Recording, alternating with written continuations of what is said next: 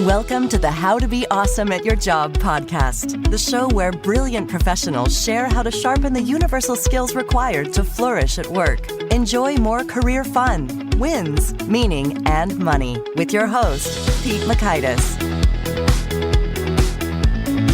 Hello, and thanks for joining us here for episode 535 with Nicolle Merrill. Nicolle is sharing how you can shake off the doubt that can come when you're starting to consider new careers. You'll learn 1, why it's okay not to have it figured out, 2, a better way to do informational interviewing, and 3, the questions that surface your ideal career opportunities. So if you want to check out the show notes or the transcript or the links to items we've referenced, it's on over at awesomeatyourjob.com/ep435. Now here's Nicolle's story. 4-time career changer Nicolle Merrill excels in professional reinvention. A liberal arts graduate, she has written for 4 seasons and National Geographic private jet tours, taught digital communication skills to global executives, and sold adventure travel programs in New Zealand.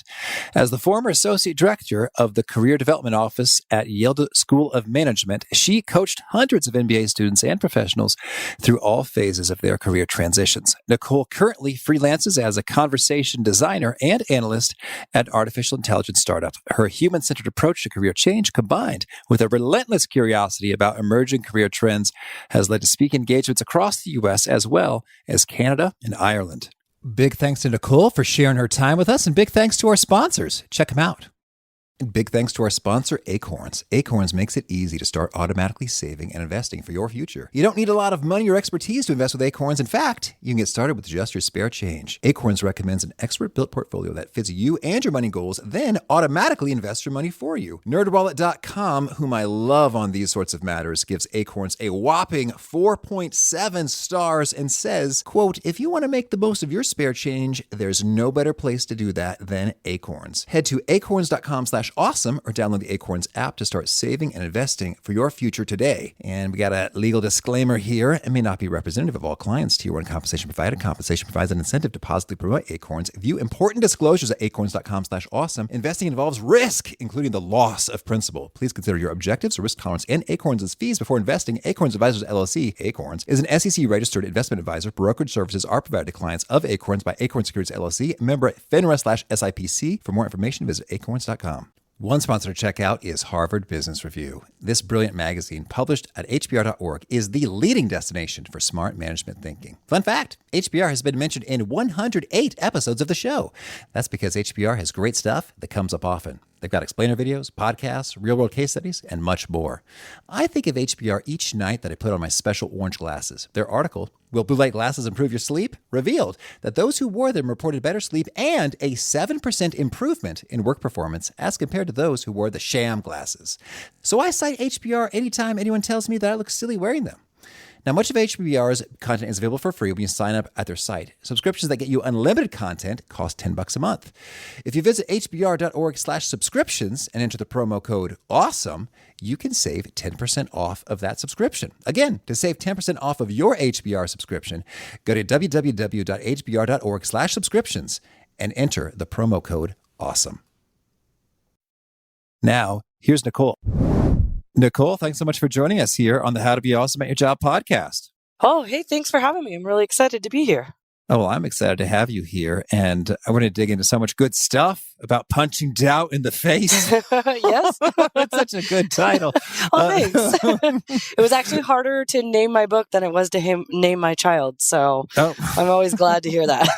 Well, but first, I want to hear about you in pinball. Okay. I understand you're a pinball enthusiast, and that hasn't come up much before. So what's the story here? Well, I grew up with my dad really taking the lead on that. He loves pinball and, didn't think much of it as kind of growing up that it was this weird thing that we would always try to find pinball, whatever, arcade we went to, or later as I got older as bars. And then come to find out not everyone's as into pinball as I am, it turns out. But I love the excitement of pinball. I grew up in Vegas, so maybe it's the flashing lights and noise. Maybe that's kind of the overlap there. And it's really funny too. I'm actually a huge extrovert. So I love people and I love meeting people and being in social circles. And if I go to a bar and I see a pinball machine, I am just drawn in and cut off from everybody else. I see. So my love for pinball is real. Well, and so is there an all-time favorite pinball machine, or what makes a pinball machine great versus fine? Yeah, that's a great question. I would say Mars Attacks is my favorite one because I think I just like the way that the machine reacts. I tend to pick machines that have good multi-ball experiences. I like to get multi-ball. It's kind of my personal quest on every machine.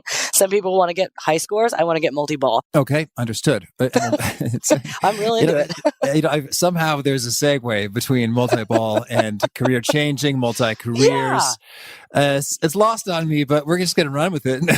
And so you've done a whole lot of work with career development at the Yale School of Management. Yeah. And I'd love to hear. So that's a really cool position, being able to interact with many, many folks of top business talent, hundreds of MBAs. So could you tell us, what are some themes and stories that you're hearing from them over and over again about their career doubts and desires and how they're navigating it?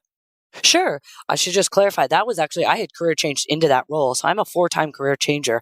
I've actually since moved on from being a career coach. I'm in a different role now. But what was really interesting about that role was that I was working with people from all over the world. So it wasn't necessarily just Americans. I was working with people, from South America, from Europe, from Asia. And it's really interesting to be able to work across cultures because a lot of times you start to notice some of the differences, right, between cultures and how we approach things. But what's even more exciting is figuring out ways that were very, very much the same. And one of the things that I was discovering in that role as a coach is that a lot of people across cultures have similar doubts when it comes to their ability to make change happen, right? MBA is a professional degree. It is a degree where over 70% of people are going to be a career changer. So they've already decided, hey, I want something different, right? But even though they decided that, they still kind of, weren't sure. I met MBAs who would come in to their program committing to, 2 years and have no idea what they wanted to do. And on the flip side, I'd have people that came in knowing for sure exactly what they want to do. And then they go through like the interview process for it, let's say consulting, and come to find out that's not at all what they wanted to do. And so it was really interesting to work with, students, and also I worked with alumni to hear kind of their doubt about what they were investing in, right? They'd already made the decision to choose this program and to make a change, but they weren't quite sure. And I thought that was really interesting because you would think if you chose a program, most people think, oh, you know what you're going to do. When in fact, an MBA is actually 2 years for you to figure out what you want to do next. And I qualify that with next because, most of us were taught that we would pick that one thing and that's what we're going to do for the rest of our lives. But we're no longer in that world of work. Our careers are not going to be lifetime careers. We're going to make multiple changes. And so, when you're going to get an MBA as a career change path, it's one of many. It's often assumed that people know what they want to do. But in fact, I learned a lot of people didn't know what they want to do, but this was the path to figuring it out. Okay. So they didn't know what they wanted to do. And they're on a path to figuring it out. And so I want to hear about, doubt in particular. So you've got a book titled Punch Doubt in the Face. Yeah. Let's hear about some of that emotional stuff. When people are changing careers and they're feeling the doubt, what are the sorts of insecurities or self-talk or things that you hear in terms of how that's showing up? Sure. Well, I think starting off, career changes, for most of us, like I said, we've been taught to kind of just pick this one thing, right?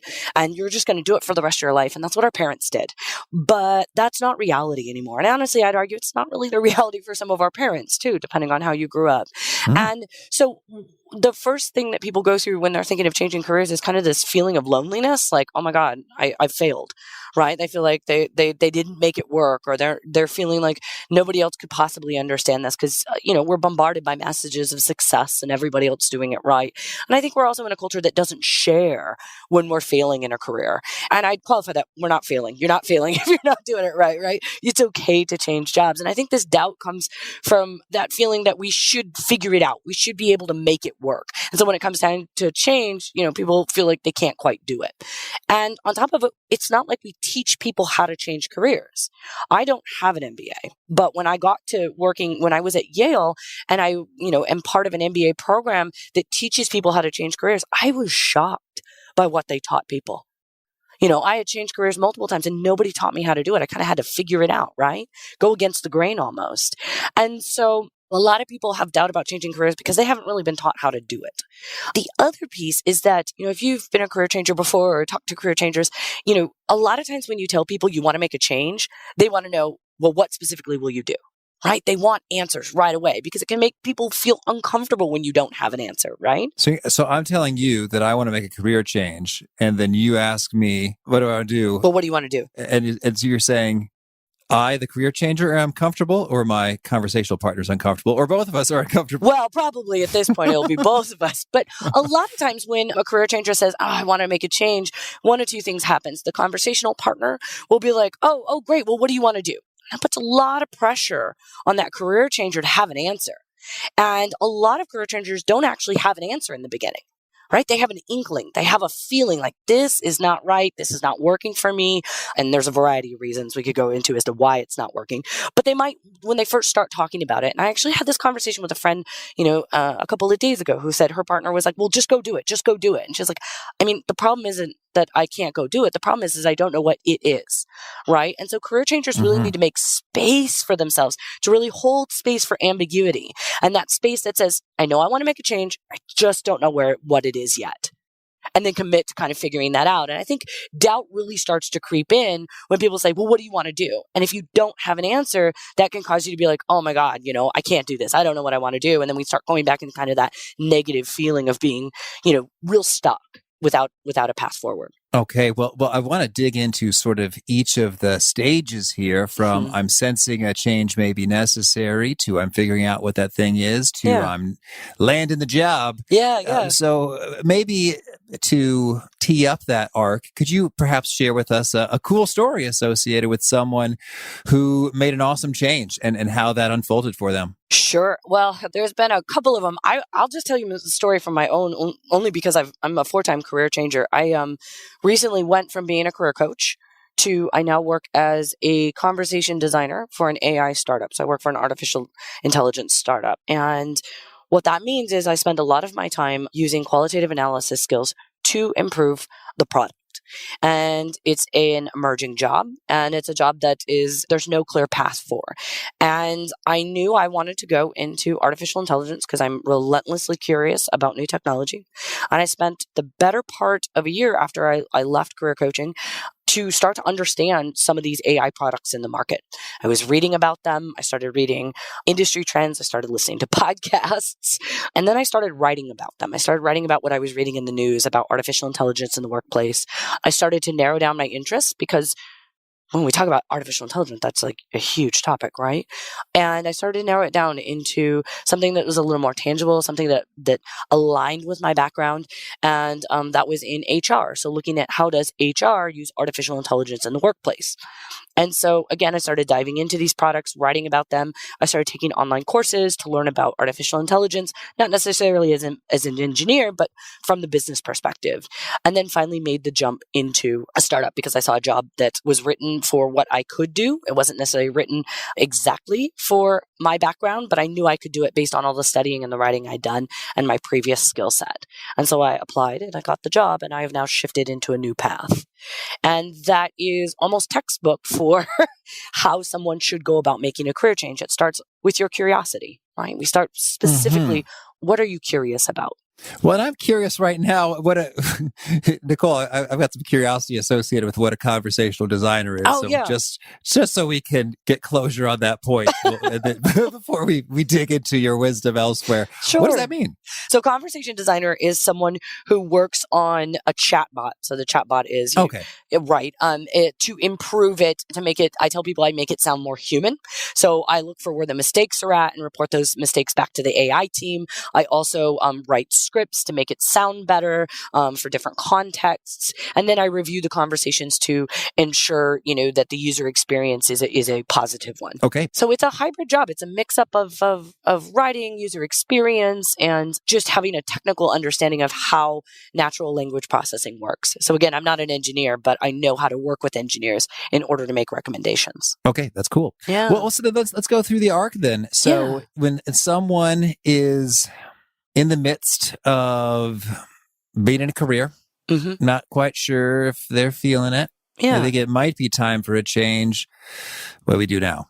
What do we do now? Well, one, first, like I said, make space. So claim that space and get comfortable with it, right? Get comfortable with the idea that you're going to make a change because depending on people's level of risk, that could be a big deal or it could just be like, yeah, I'm going to change things up. No big deal, right? That's going to be very personal depending on who the person is. Then I want you to take time to figure out what you're interested in because a lot of times when people are going into a career change, they're doing it from a place of either being stuck, they might feel unmotivated. I've talked to people who are in toxic work environments, and that can have a real detrimental effect on your confidence level. And so really taking the space to reflect on the things that you're interested in professionally. You could do some personal interest, but really what excites you about work? Self-reflection is pretty critical in this stage and carving out space to do that self-reflection. And you'll notice that's a theme. I talk a lot about carving out space, and that's because we're all very busy people. Right? We're managing a lot of different projects and people in our personal lives. And so taking the time for ourselves to step back and say, okay, wait a minute, what do I want in my job? And there's a series of reflection questions in the book, but, really looking through the lens of who do I want to work with? What type of work do I like to do? How do I want my manager to treat me? Right? These are all things that you can reflect on without actually knowing what it is you want to go do. Right? Mm-hmm. So really taking a step back and making that space for yourself to self-reflect. Then start looking at, okay, what are the opportunities? Oh, and if I may, yeah, when we're making space and self-reflecting, mm-hmm. you listed a couple questions.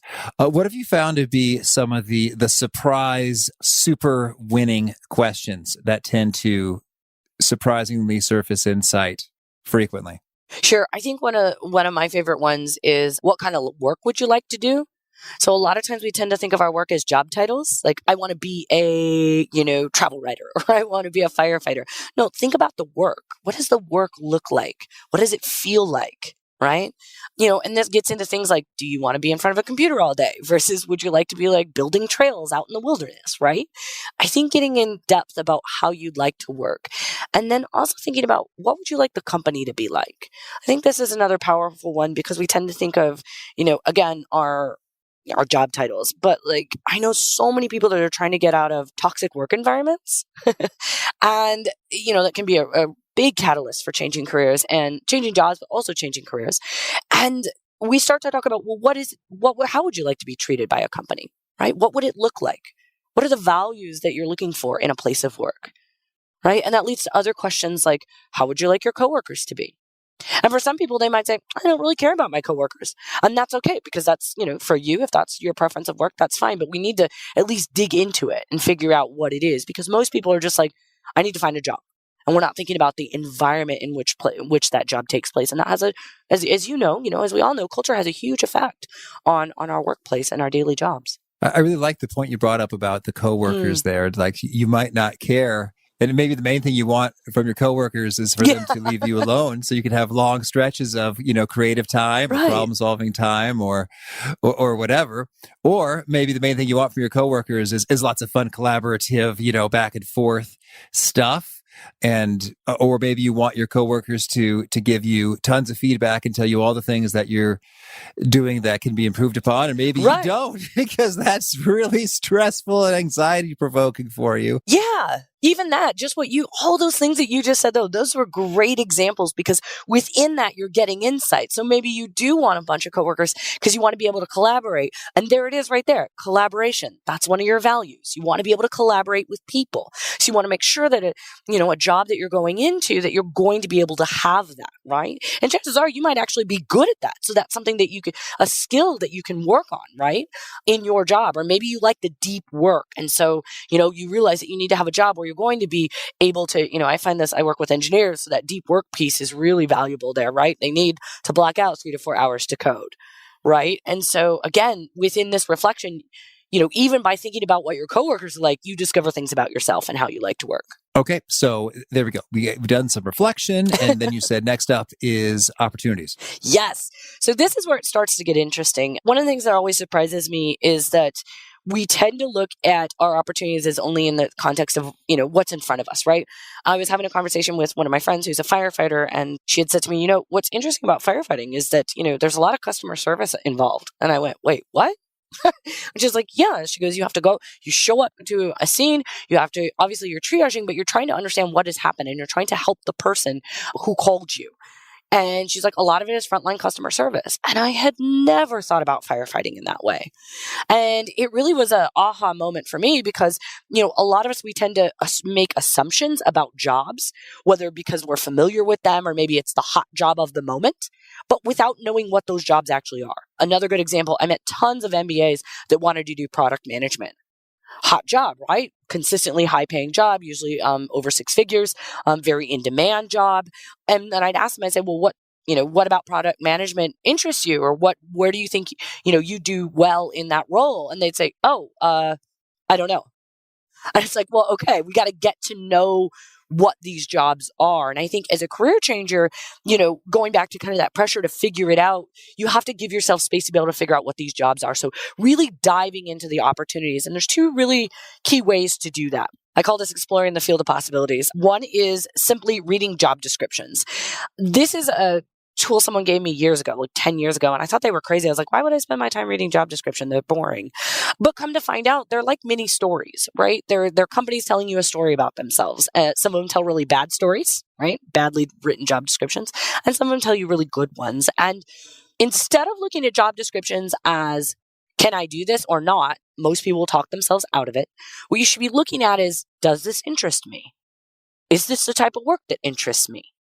Right? It's a very different mindset from reading job descriptions looking for a job, right? And that's where you start getting into like, oh, this is a job I've never heard of before. This is a type of work that I didn't even know existed, right? Conversation design being one of them that I'm currently in. So that's one of the ways to do it. And I'm not talking like spending hours. I'm talking like build 10 minutes into your day to read some job descriptions based on keywords that you're interested in.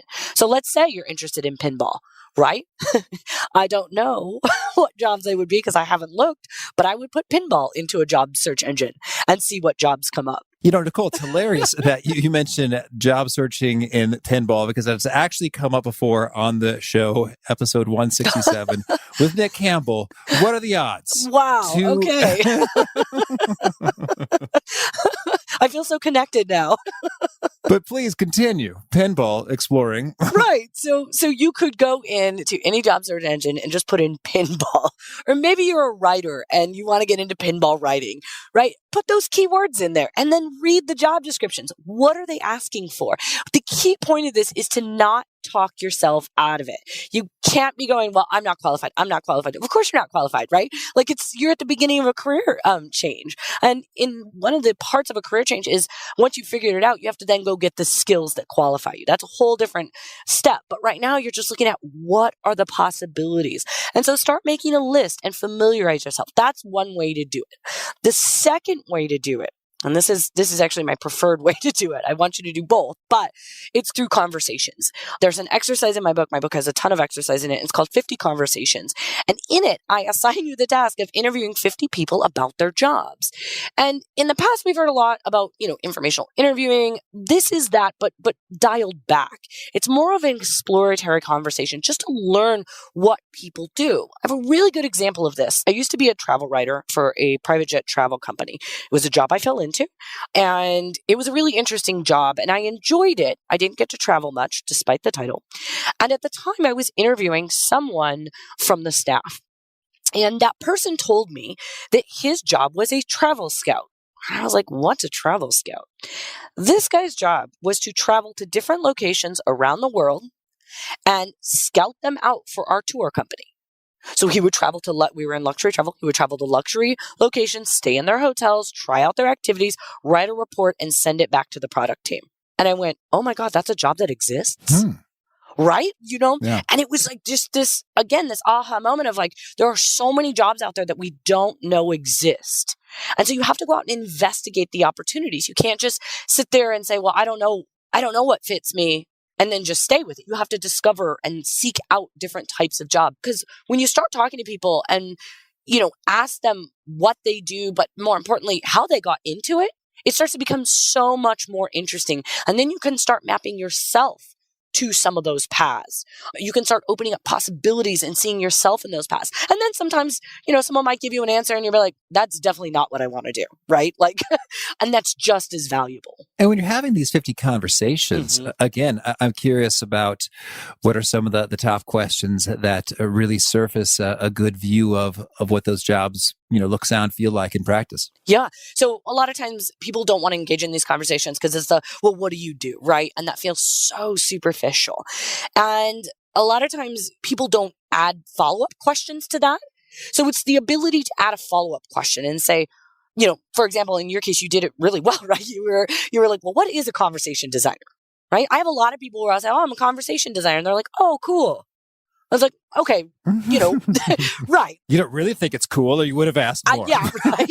I mean, we all do that, right? And I'm not faulting anyone for that because, conversation is tough. But really, if you want to get to the bottom of it, it's the ability to ask good follow-up questions. Say, well, that's really interesting. Tell me, if you don't know what it is, what does that look like in your everyday job?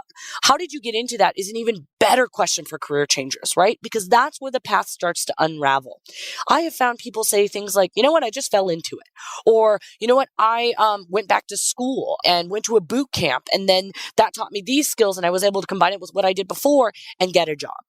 Right? There are so many different paths into careers nowadays. And that's what I love about our new world of work. It's not like our parents' generation where you were like stuck on kind of this one path and you had to go get like an MBA or a law degree to change, right? Those are professional degree programs that were designed for career changers. We have so many more paths. And so when you start to ask people, how did you get into that work? You start to see those paths and you start to see what you can and cannot do, right? If someone says, well, I went back to school for 4 years to be a doctor, that might not be your path. Right? Or maybe it is, right? I interviewed someone, I have a podcast for career changers, and I interviewed someone who went back to school to be a chiropractor. And that took 4 years. And that's after they'd been in the workforce for a long time. And so this is a very personal decision. And that's why I think being able to talk to people about why they made their change, what their path was like to get there, and really ask those meaty follow-up questions, not only is it valuable for you in the beginning, but it's also impactful. It gives you connection and it gives you motivation. Because going back to the beginning where I talk about some career changers and their doubt, they feel alone, right? And so being able to talk to people, it can be so motivational. To hear how they did it. And that's where I think the value is in conversations. And as I write in the book, I was like, you might think I'm crazy for saying 50 conversations and that you can't do that. But I've met people when I was a coach before who, did 100 conversations. And the insights from them were just incredible. And you can see their eyes light up and they talk about where they were before they had those conversations versus where they were after they'd had those conversations.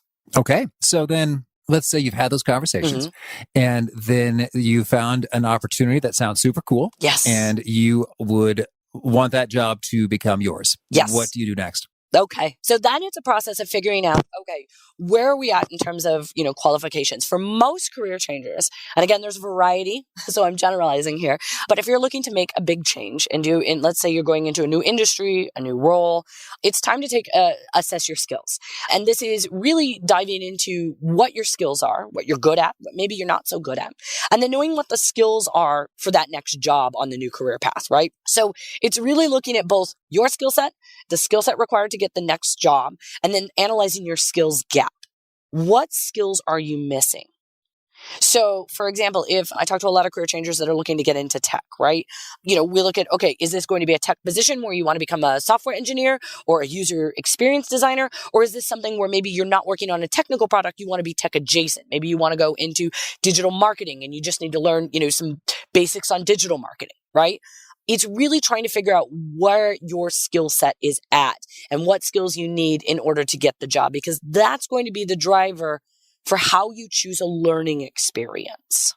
And the learning experience is the program that's going to give you the skills you need to make your career transition. And program can take many different flavors, whether Absolutely. it's a particular educational credential degree or volunteering. Absolutely. Or can you maybe show us some of the other angles and formats that can take? Definitely. I think this is what gets me so excited, because I dedicate a huge part of the book to it, is walking through these examples, because again, people tend to think of kind of that old school mindset. Well, I got to go back to school for 4 years, or I got to go get a master's degree. Those are possibilities, but there's also all these other ones. We've got online programs. And not only do we have online programs, we have short-term programs, which are what I call the skill building programs. So maybe you're just going, let's say it is digital marketing and you need to know the basics. You could take a, 3-month course for, $450 and boom, you've got a learning community. You've got skills that you're learning and a portfolio that you're coming out with, right? That's a 3-month program, intensive. Or you could do something like Coursera. Coursera is a, huge learning platform, or Udemy or Udacity. Some of them have longer term online programs. Some you can take for free. Some are a nominal investment, right? You learn on your time. You might get a credential out of them. Those are also passed. And then you've got the wide world of boot camps, which can be on campus or online, depending on, again, you want to get comfortable with understanding your learning style, because for some people, online is ideal. They're like, yes, I can do it whenever I want. And others are like, no, I need that immersive on campus. I need people around. That's kind of dictate what learning experience you choose. But those are also options as well. And those boot camps really run a range from, a year-long program to a 3 to 6 month stint. It really depends on your program. That's an option for career changers as well. I think most boot camps are made for career changers, right? They're made for people that want to level up, oftentimes in their digital skills or in their data fluency skills. And then you have the entire world of DIY learning through YouTube and podcasts and newsletters. If you're looking to get into an industry and you don't know where to start, being able to watch videos from that industry, subscribe to industry newsletters, listen to podcasts. My God, the amount of podcasts, as you probably know, right, on subjects that you can just dive into and immerse yourself in these worlds. You don't have to go back to school for that, right? So these are all your options for learning. And if that sounds overwhelming, that's fair. It is overwhelming, right? We are swimming in opportunities to learn new skills, to learn new ways of work and new industries. And your goal as a career changer is to really sort through all of that and figure out what's going to be the best learning experience that's going to, A, get you where you want to be, right? Your career goal, but B, also work for your learning style. Okay. And so then when we're talking about learning, there's some very particular skills that you need to acquire for a given role that you zeroed in on. I'd also love to get your take on what are some of the top skills that here now in the year 2020, every professional just really needs to be okay with or excellent at to stay nimble, agile, and adaptable, and these are synonyms. Able to capitalize on many opportunities. Yeah, that's a great question. And you hit it right on the head there, to stay agile, because that's what we're doing right now. We're heading into the age of the agile worker, the people that collect skills and apply them in different contexts, right? It's no longer kind of that siloed, I do this one thing, right? And so there's 4 skills that I'll say consistently. I call them the power skills. It's communication, digital fluency, data fluency, and creativity. And these are all very big buckets. When I talk about communication, it's this ability to meet audiences where they're at. It's an ability to write for diverse audiences on different channels. I use this example a lot. If you've ever had a manager that sent you a 500-word email that nobody read, that's a really good example of someone that doesn't know how to communicate, right? It's the ability to synthesize your ideas and present them to people who are maybe outside of your department or team, right? The ability to speak publicly about your ideas, persuade others to get on board. That becomes more relevant as you move up into leadership and so on. And again, I talk about these skills. You don't have to have them all right now, but they are a set of skills that are going to allow you to work across both functions and careers as you move forward in your career. And with digital fluency and data fluency, can you give us some of the huge sub categories within those? Absolutely. So there's been a big push, obviously, to learn to code. And depending on what your age, you may have been involved in learning the code, you may not have. I certainly advocate for learning the basics of code and picking a language and just learning the basic syntax and how you think through it and the logic. But if that's not as accessible to you right now, because I know some people are like, that just doesn't have a use case in my job. That's fine. At least learn what the languages are and how they're applied in the context of projects. So, for example, online, Harvard offers an intro to computer science where across, I think, all 9 weeks, they go through all the programming languages. And it's really insightful because it shows you just all the different use cases that programming languages are applied in the context of your organization. And for people, as we look at the future of work, our work is becoming interdisciplinary. It's no longer siloed. In fact, Harvard Business Review just had a big article in September on cross-silo leadership. and about how leaders need to ensure that their employees are working on projects that cross functions, that cross teams, so they can build up collaboration skills, problem solving skills, and so on. And so if you think about I'm speaking not in the leadership term right now, but you as the employee, your ability to work with engineers, to understand how software works in your organization. I talk a lot about automation tools in my book, to understand how automation tools are being implemented in your place of work. That's critical. And I know there have been people in organizations that I've obviously come across in my work that have said things like, oh, technology, and they kind of like make a face like, I don't want to deal with it. And that's funny, but in the course of career, you need to lean into the technology and understand it. You don't have to know how to code it, but you need to understand how it works and understand how it affects your work and the organization as a whole. So that's briefly on digital fluency.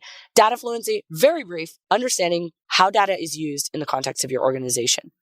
Right? Managers being able to make decisions based on data, right? Quantitative data, being able to understand where data comes from in your organization and how it's being used to make decisions about your job. How are you measuring things? Are you collecting data from users? What is the data? And so on. That's kind of a broader topic that always gets like a lot of questions. So I don't want to dwell on it too much, but just to summarize, the role of data in the workplace cannot be overestimated right now. I think we all have heard that from our personal lives, right? We hear a lot about data that's being collected about us. The same thing is happening in the workplace. Okay, so those are the skills. Yeah, and go forth and learn them. Yes. Well, now let's hit the final step here. You know what you want. You've got the skills to get it, and then you are kind of actually job hunting. Yes. Resumes, right. cover letters, networking, interviews. Can we hear some of your top tips here? Sure. One thing I'll note too on this job searching piece, this is where a lot of the doubt starts to come in because you're like, oh, I don't have the experience. And this is where you really want to lean on, the fact that you've already done the hard work, right? You've done the work to learn new skills, figure it out. So this is just completing the process. And I say that because the job search is pretty terrible, right? It can be really terrible, especially to career changers, because that doubt starts to creep in. So I want to acknowledge that happens. The second thing I want to talk about is the job search in itself is changing. There are new tools that are being used that use artificial intelligence and automation that are shifting how we search for jobs. So now we're seeing tools that come into the hiring process that I was just learning about one the other day that is taking social data and scraping it and making predictions about you as a new hire. Wow, geez. And that's a really ethically a problem, but it's a bit, I actually read about it in the book, but this demonstrates just kind of the experiments that are happening right now with AI in regards to hiring. We see it with HireVue. They are a company that does video interviews where you interview with a video and an algorithm analyzes your 25,000 data points to see if you are a fit for the job. Now, this isn't going to be all jobs. Based on the video interview. Exactly. So you're essentially just interviewing with a video, like with your camera, with pre-written questions. You give your answer, and then an algorithm will evaluate you. The Wall Street Journal wrote about this a couple months back. And again, I highlight these to really show these are some of the extremes, but they are being used. And so the world of work, as I talk about, the future of work, it's already here. These same tools with automation, AI are starting to affect your job search. So yes, a resume is important. It will always, for the near future, be very important. So will cover letters. But that's where your networking really comes in. It's the ability to build relationships with people inside of organizations, right? All that work, if you do the 50 conversations exercise, the other benefit of doing that is that you get comfortable having conversations with strangers. You build your conversational skills. You get comfortable asking strangers for advice, right? And you get comfortable talking about yourself. And really, networking is that exchange of information, right? Tell me about your organization. Tell me about your work. And then also let me tell you about me. And it's not, something huge. It's a brief sentence. It's your story. Who are you? What are you interested in? Why did you make this change? And what motivates you? Right? Having that story. And so all of these pieces fit together, but they're all even more important now because of automation in the hiring process, because companies, mostly bigger companies right now, not so much smaller businesses, but mostly bigger companies and corporations are using new technology that changes the nature of the job search. So your resume might not be enough. And so I would encourage any career changer to get comfortable building a one-pager website that defines you how you want to be defined, right? If you've ever had a resume and thought, this is not who I am, right? A website is a chance to kind of show off a little more of you and really frame your career background and your story the way you want. And the other thing that it does is it shows employers, A, communication skills, B, it shows you can write for the web.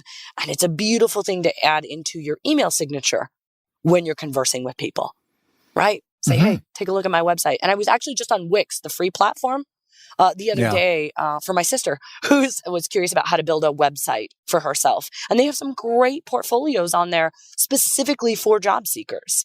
And it's free. That's good. Thank you. So that would be my advice. All right. Well, tell me, Nicolle, anything else you want to make sure to mention before we shift gears and hear about some of your favorite things? I just want to say, to all the career changers out there, I always hear from people on the other side who are super thrilled that they did it. And I want to say that if you're thinking about doing it, it is completely worth it. Go for it. Don't let doubt stand in the way. You have a ton of resources out there to help you. So start taking the baby steps right now.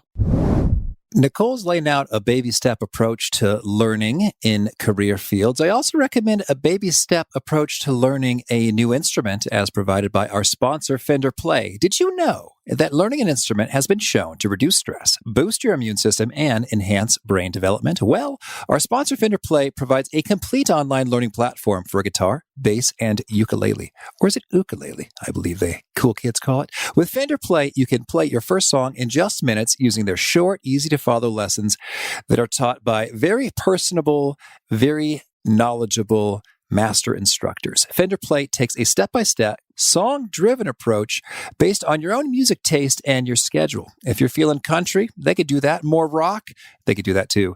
You can access Fender Play lessons from your phone, tablet, or computer, so you can easily pick up right from where you left off, wherever you left off. And I really do appreciate those baby steps. They start right from the very beginning and move bit by bit in terms of, hey, these are the strings of the guitar, and here are the sounds that they make, and here's what the pieces are called. I like that in engaging in the Fender Play lessons, I don't at all feel self-conscious about how I sound because they can't hear me over there. New members can try Fender Play free for 2 weeks and save 50% off the Fender Play annual plan. To snag the deal, you go to fender.com/podcast and use the offer code AWESOME at checkout. Quick note, this offer is only around for a pretty short time here. It ends, in fact, Monday, January 20th at midnight Pacific time. So to snag the deal while it lasts, you go to fender.com/podcast and use the offer code AWESOME to try it for free and save 50% off when you get the full plan and start learning today. So thank you, Fender Play, for sponsoring the show. All right. Well, now, Nicolle, can you share with us a favorite quote, something you find inspiring? It was actually when I wrote my book, and I spent a lot of time on Twitter, and I saw this quote by Ava DuVernay. And someone had asked, any tips to stop thinking your writing is terrible? Going back to this kind of doubt. And she says, just know that everyone's writing is terrible until it's not. No one's stuff is right immediately. You got to work it, refine it, shape it, spend time with it. It's a relationship between you and what comes from you. Not easy, going to be terrible before it's not, and that's okay. And what I love about that is that it mirrors so much of what it's like to learn to do something, right? This ability to really sit with kind of that discomfort and know that, oh, it's not quite right. I'm learning. I got to figure it out and stay with it and build. That's what I took from that quote. And it's so relevant both for writers and also for those that are changing careers and having to learn something new. And having a favorite study or experiment or bit of research? Oh, yeah. I want to do just a book. All right. Because it's all of her research. It's called Reclaiming Conversations by Dr. Sherry Turkle. And it's about it's ethnographic studies on how digital communication is reshaping our conversational skills. And she does it by family, by individual, and in the workplace.